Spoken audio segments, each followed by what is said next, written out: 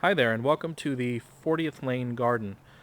My name's Brian. My family and I live here in the northwest part of the Phoenix Valley, and we've always been interested in sustainable living, folks that grow their own fruits and vegetables, and we've only been together or married a few years, and we've already started having kids. So, while it's something that we wanted to do as a couple, we had to put off for a few years until we kind of got the family established. But we're there now. We've got our little 6-month-old boy Carter and our 2-year-old girl Maggie. And now that we've got just a bit of free time, not much with a 2-year-old and a 6-month-old, but in our spare time, we've been planning, and you can see here we've got a few gardening beds established. But overall, we wanted to record a series of videos to kind of share with you, our plans and our experiences, and what works for us and what doesn't here in this area, and maybe over time and impart some of our knowledge and lessons learned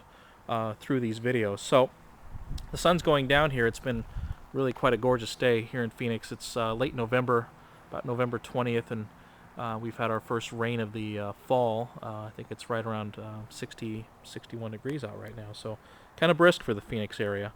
But in the few minutes of sunlight we have available, I thought I'd walk you around what we've got here and some of our plans and where we're going. So we start out with our gardening beds.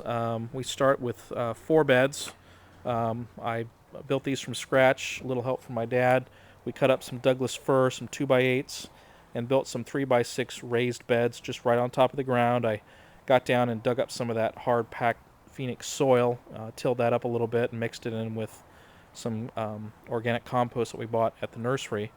It's untreated wood. I know it probably breaks down really quickly in this Phoenix sun, so we may end up treating this over time. I've seen some really nice soy-based treatments that we might use, avoiding any of the chemicals. So just before we look at the beds here, just what we've got in the backyard, we've got quite a bit of space to work with. So I'm gonna, share my unfinished yard with all the world. But hopefully over time you'll see this fairly empty backyard become quite a little suburban farm, complete with chicken coop. We see some straw bales back there that I'll tell you about in a moment. Just early on, some of the things that we've started, we've got a little bed here that we'll be planting some flowers, but this has a few different grape varieties, and the hope is that these guys will mature and form over a trellis here, so we'll have a nice grapevine trellis over our patio cover. So anyway, back to the beds. So we've got 4 beds going. In this first bed, we went with a mix of seedlings and seed. This one here is some butter crunch lettuce, really easy winter vegetable. We've already pulled a few leaves off of that for some salad. That was really satisfying. Those are taking off like gangbusters. Here we've got carrots from seed. Those haven't come up yet, but they've only been in the ground for a few weeks, so we're hoping to see those pop out soon. I've got some beets here, and those are coming up. I don't know if you can see them here. It's a little dark, and camera quality is not great, but we've got some starter leaves there for our beets. So a couple rows there. That was really exciting to see those first few seeds or seedlings pop out of the ground.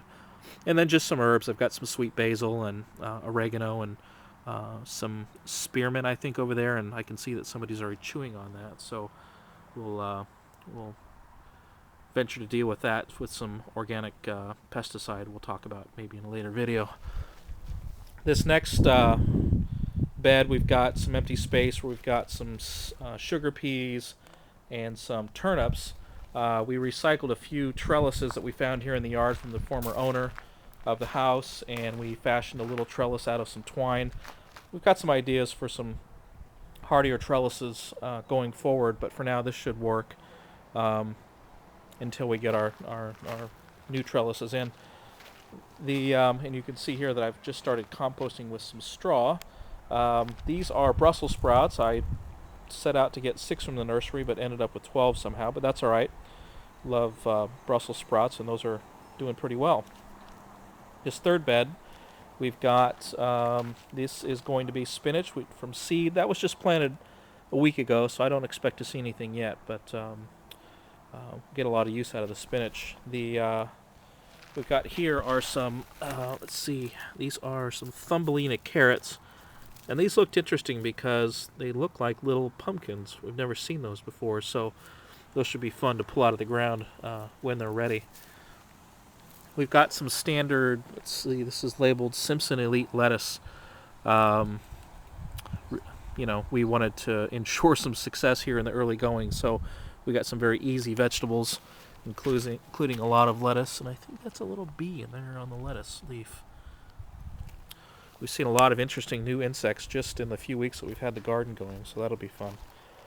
Over here, boy, the broccoli in this first few rows here, and then the cauliflower are going like gangbusters. They just love it.